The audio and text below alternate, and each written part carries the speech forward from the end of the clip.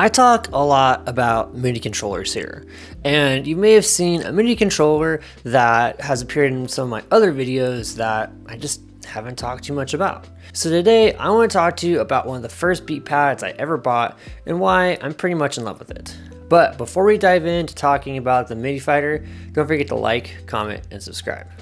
So this is the Midi Fighter. This is a controller that I honestly just thought looked cool when I first got it.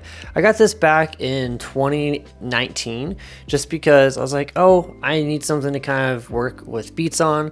And this looked really cool when I first saw it online. And you can't really get these anymore. You can get them kind of online from DJ Tools or Midi Fighter's website, but they don't really make them anymore. So if you want one, you kind of got to do what I did, which is go online to eBay, Perfect Circuit, maybe even Facebook Marketplace, and see if you can find one. Now, the Midi Fighter is one of my favorite controllers because it's so easy to play. It feels like you're playing video games if you've been to an arcade in the button style, and you just kind of have that nostalgic factor with it. And it's just a lot of fun. It makes playing beats into a game. Which, yeah, we're just like that Beat Smasher VR game, but if you want to make music and have it have an extra element of fun, this is where I think the Midi Fighter really comes in. On top of that, it's also packed with tons of features that you can use to manipulate sounds and trigger different effects on top of that too. And it has some software that comes with it that helps you customize the look of the device when it comes to the lights. So let's dive in and take a look at what this looks like. All right, so this is the Midi Fighter 3D. Closer look at it. It's got a 4x4 grid, and we have 4 banks that we can use to kind of change those notes. If it might be going up an octave, or if you want to trigger a different set of samples, you can program it to be for different banks. There's also buttons here on the side that you can push, and you'll see that there are a couple other features once I plug it in. So I'm going to plug it in. And we get this nice, cool little light show as we plug it in. And you can see I've color coded some of these buttons. This is meant to be corresponding with the major scale. And it goes up from here, blue, and then I've got it for pink. Now you can change the color for all these. I can't change them at the moment, and I can't even open the software for it just because the software hasn't been updated to work with newer versions of operating systems. So if you want to be able to run that software, hopefully Midi Fighter comes out with an update, or you can try and see if you can boot into some sort of older operating system to run that piece of software just to change the colors. But you can change them to wherever you want. The colors, there's a ton of them you can pick from. I just did this to kind of like have a quick major scale where this is the root note, 2, 3, 4. Let's see, this is the 4th, 5th, 6th, 7th. This would be our octave right here. And then it continues on all the way up. And as you tap it, you can see you get that little wave of color change going through them, which is pretty cool. When I use this, you may notice on some of the videos I do with making beats with melodics, if I mess up during a take of trying to hit 100%, I'll switch to a different bank just so it makes it easier for me to record those videos. I know to just look for the color that I finished on and align it with that. Now, apart from being able to color code these, there's another color aspect that you are able to do when it comes to adjusting other controls for it. So there's a tilt feature.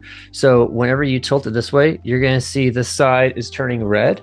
And you can program this or trigger this in your DAW to do different things.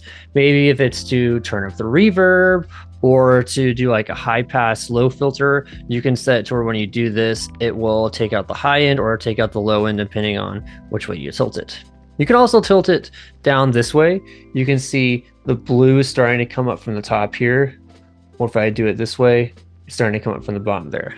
So there's a lot of cool things you can kind of do with this controller when it comes to programming, launching clips, because you have technically, this is 16 times 4, which is 64 programmable clips that you can launch.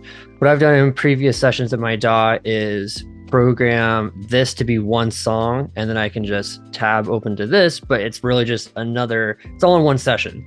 But like this is one set of samples or programming for one song. This is another set for another song, but it's all inside one section of my DAW, one session. So I don't have to open or close anything. I just tab over and there we go.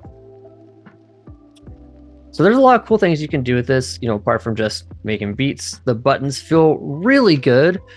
They feel like brand new. Like I've had this for, I think, close to 6 years, but I've never had really any issues, I'd say, with a button working or sticking. So it feels just like you're playing an arcade game, which is a fun, cool nostalgia factor for it. Now, how it's connecting to my computer, it does use a MIDI port, which I know some people might be like, oh, I want everything to be USB-C. And, you know, I think everything is going there, but this was made like 5 to 8 years ago, maybe even longer than that. So they didn't really have USB-C becoming the main thing around that time. And, you know, if they did, MIDI was still a safer choice. So that's what they went with.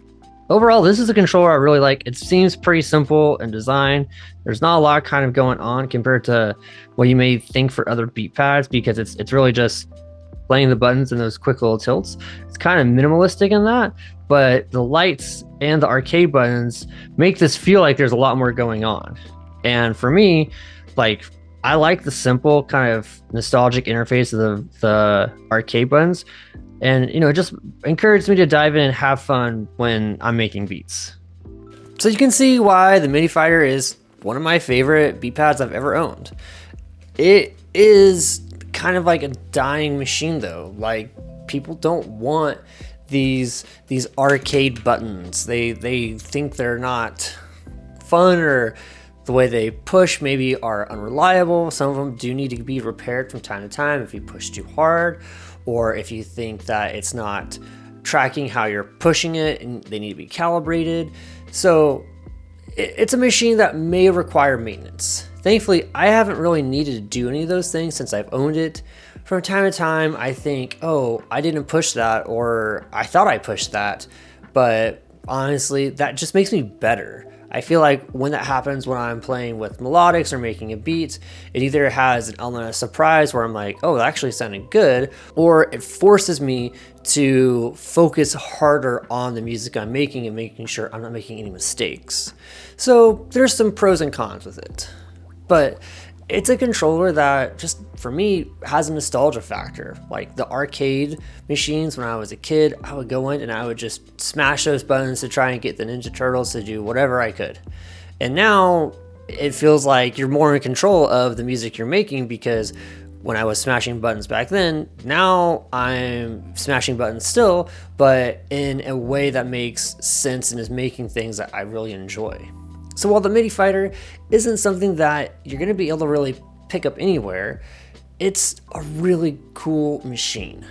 And it's priced around $200 to $300 depending on where you find it online. And yes, there are some alternatives and some knockoffs that you can get if you just like that arcade finger button feel, which please go ahead, because that's one of my main attractions to this device was the arcade buttons. So if that's what you're looking for, go for the knockoffs.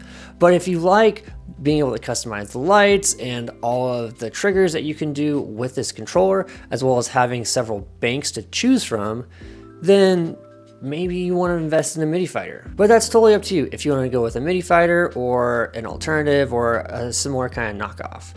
But let me know your thoughts in the comments below. Did you like the Midi Fighter? Is it something you're interested in? And do you like that kind of nostalgic feel that can come with a controller that has arcade buttons? Let me know, and don't forget to like, comment, and subscribe. Peace.